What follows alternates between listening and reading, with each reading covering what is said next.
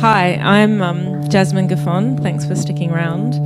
I'm an artist and electronic musician, and tonight I will be presenting and performing with Listening Back, which is a custom-made plugin for the Chrome browser that sonifies internet tracking cookies in real time as one browses online. It can be downloaded from the Chrome store for free for anyone to use. It utilises digital waveform synthesis via the timbre.js library to translate the cookies into sound. And that's exactly what you can hear right now. So every time a cookie is being inserted onto one of our computers or deleted or updated, it will trigger a sound.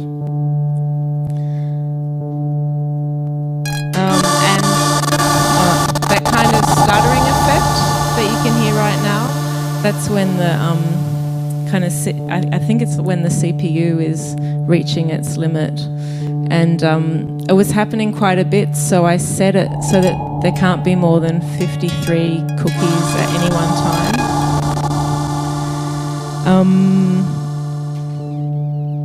Yeah, so I'm going to just talk a little bit about the project and the background to it while Jacob browses, and then I'm going to join him in some browsing. So by sonifying this largely invisible online surveillance technology in real time, web audio is employed to expose the proliferation of ubiquitous online surveillance, and I explore the potential of sound to interrupt the visual surface and reveal phenomena beyond apparent materiality. Our access to the World Wide Web is visually mediated by screen devices, and here sound operates as a mediator of the invisible and functions to highlight a disconnect between the graphical interface of the World Wide Web and the socio-political implications of background algorithmic processes of data capture. And the project has consequently directed my attention to the history of web browsers as a graphical interface and the history of internet cookies themselves. From within these recent historical frameworks surfaces a direct link between the invention of cookies in 1994 and the origins of automated online data collection, the commercialization of the World Wide Web, and the emergence of contemporary modes of surveillance capitalism. Surveillance capitalism, I'll just briefly explain, is a term coined by academic Shoshana Zuboff, and it provides a relevant socio-technical and political context for online surveillance dependent on a logic of automated data capture. And when Zuboff uses this term, she's specifically looking at the data broker industry as headed by corporations such as Google. In this industry, she considers big data to be a surveillance asset, fundamental component, condition and expression of what she terms an emergent logic of accumulation in the network sphere. Profits, as we all know, are derived from a unilateral surveillance of users of online platforms in which the aim is to modify human behaviour, predict and control markets. And the agency of technology to monitor in real time provides an infrastructure for radically distributed opportunities for observation, interpretation, communication, influence, prediction and control. The origins of the online data broker industry lie with the invention of the internet cookie in 1994. And when cookies were invented in 1994, as probably a lot of you know, this is the first time I've talked to a room full of web developers, but I will explain it anyway. When cookies were invented in 1994, the World Wide Web was a stateless infrastructure.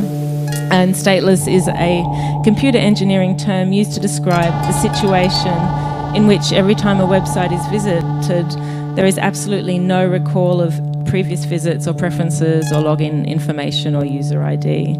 And without a state mechanism to record records of browsing activity, future developments such as online shopping wouldn't have been possible.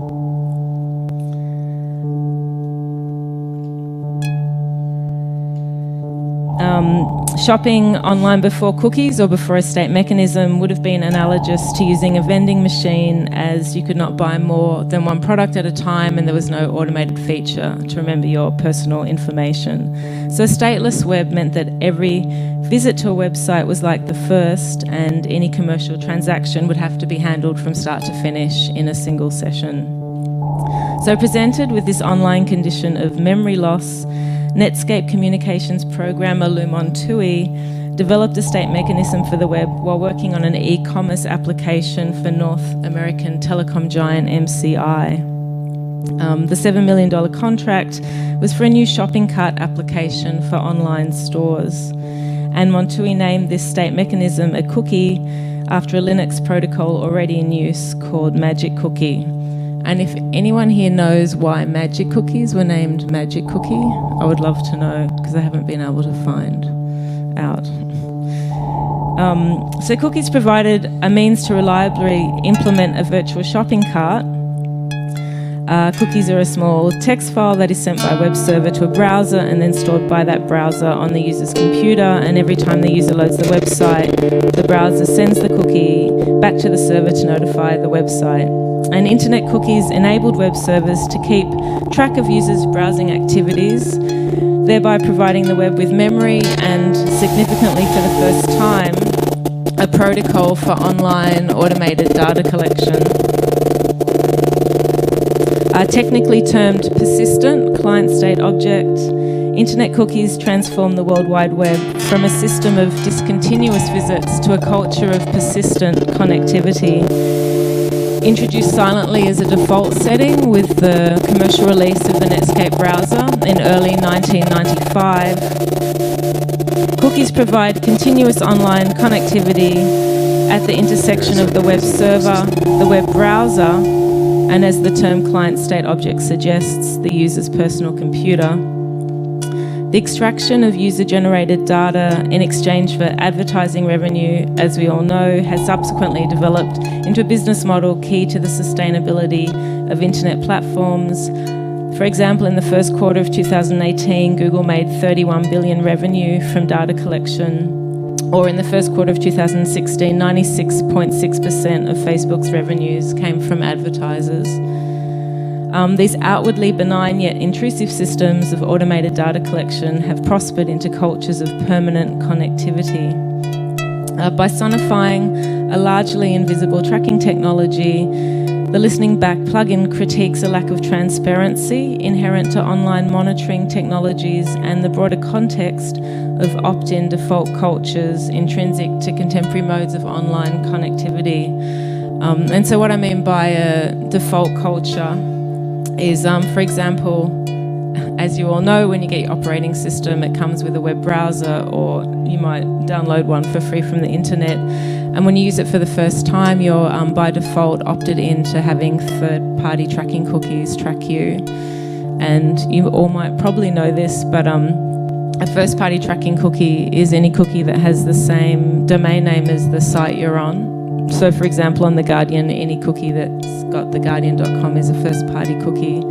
And any cookie with any other domain name is a third-party cookie, and typically they are inserted onto your computer via advertising banners, and often they can track you across different websites because the same third-party cookie will be connected to different sites. But it's possible on every browser to block third-party cookies, which is something that I found a lot of people don't actually know about. And also, it's buried quite deep in the menu settings.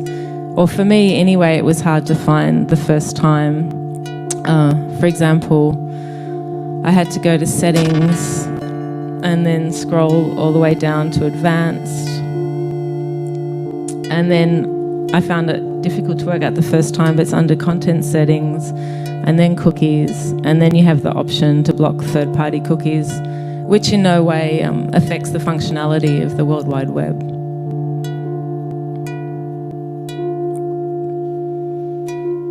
And then you can hear most of the cookie activities from third-party cookies.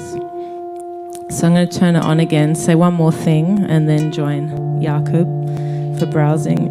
By engaging listening as a mode of examination, this project asks what is the potential of sound as a tool for transparent questioning.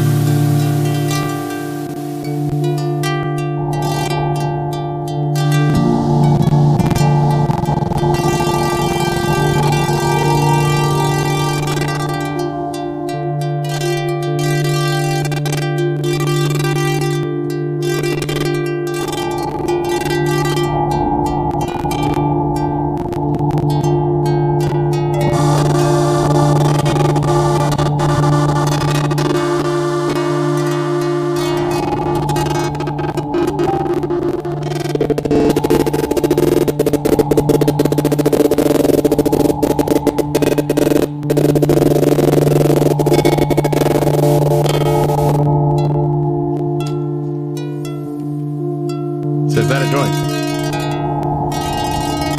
Or is it a cigar? No. Okay. It's marijuana inside of a...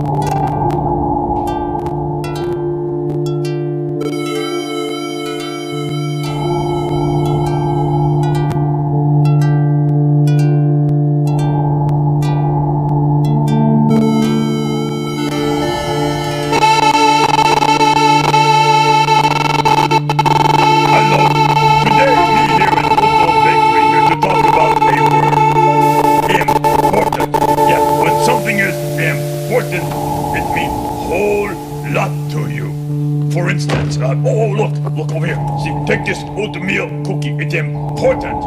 It means whole lot to me. Oh, a chocolate chip cookie. Chocolate chip cookie important to me too. Yeah, it means whole lot to me. Important.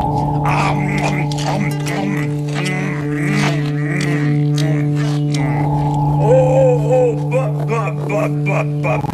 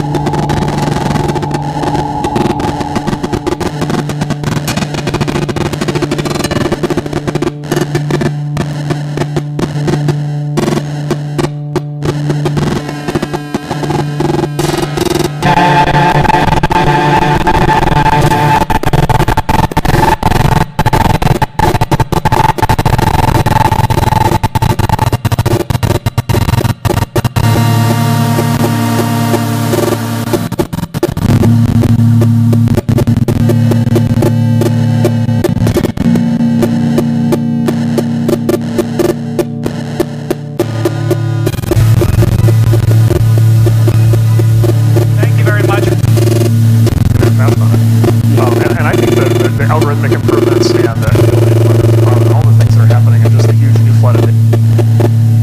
Very quickly, though, I want to take a quick break, and then why don't you tell them about the invention no one knows who to create? Okay, this is where I get to blame him for everything. So back in the day, around 1994, he's off with Jim Clark doing Netscape Communications, and I'm an MCI.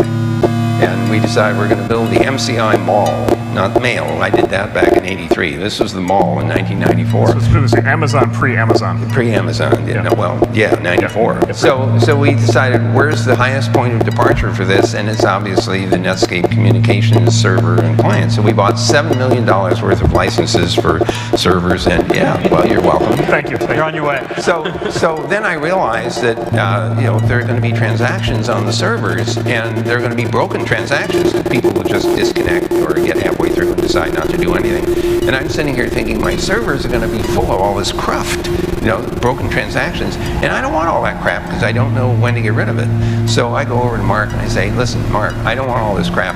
Why don't you find a way to store it on the client side and let me get the state of the transaction when I need it, when they show up and say, I'd like to finish it. So he goes and invents cookies. So if you don't like cookies, it's his fault. There you go. Put two great minds together and you get cookies. Strategically, though, we gave them a really fun name so that nobody would ever get upset.